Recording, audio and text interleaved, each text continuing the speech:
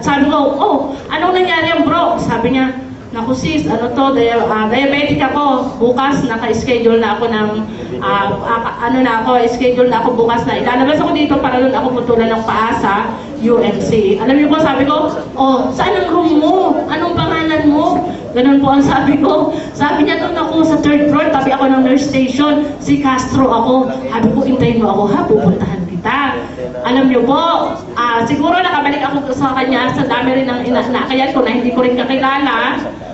Nakabalik po ako sa kanya is 10 o'clock na po. Yun po pala ay naghihintay siya sa akin pagbabalik. Sabi sa anak, naku, siguro hindi na babalik yung babae. Asa na kayong babae na yun? So alam niyo po ba, bumapasok ako doon sa room. Hindi nga daw po siya tutulog dahil ako ang hinihintay. At sabi ko, pagpasok ko po, ipinag-pray ko po talaga siya.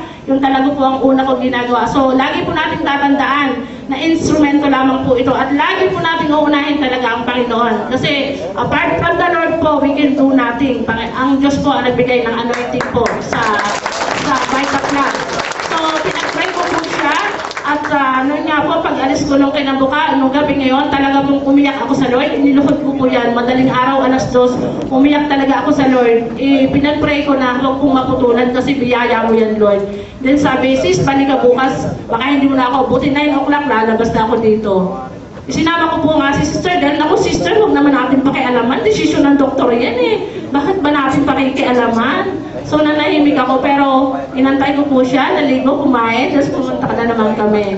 Then nakausap po namin, alam niyo po tumutulo pa po yung kanyang sugat, ganun po katindi, nakakadiri po. So, mabait naman po siya eh, kaya po siguro talagang ang Diyos ay mabuti sa kanya, humble po siya, hindi po siya yung titignan ka mula ulo hanggang paa, hindi po siya ganon. So, yun po, nung mamit namin, sabi ko, oh bro, huwag kang magpapaputol ng paa. Kasi ang problema mo pala sa pancreas, kasi sinabi ko yan kay Kuya Sam, sabi niya, hindi yan ang problema sa pancreas, yan ang dapat gamutin ng Vitaplus. So, alam niyo po ba ang sabi niya? Alam mo sister, sabi ng attending physician ko, hindi na ako puputulan ng paa.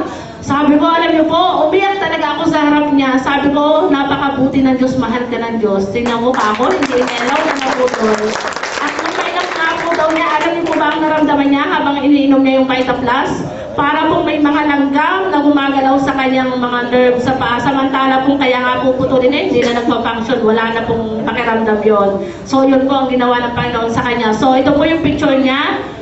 Before po na namit ko siya, talaga pong tiniis ko kahit nakakadiri po, pinapicturan sa akin. Ito po ang itsura niya before po. Ito po yung ibabaw ng paa niya, tingnan po, labas na yung buto.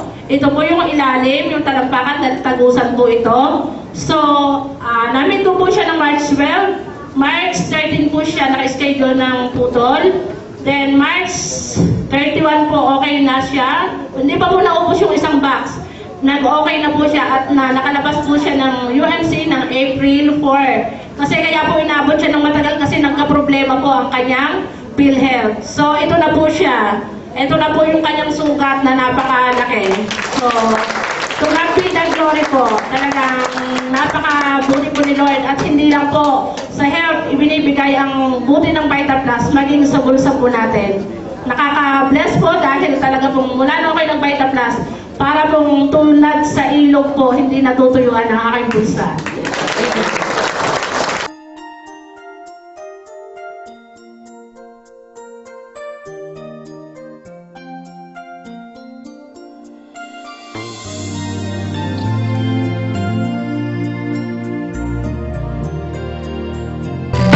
Maggulay para humaba ang buhay.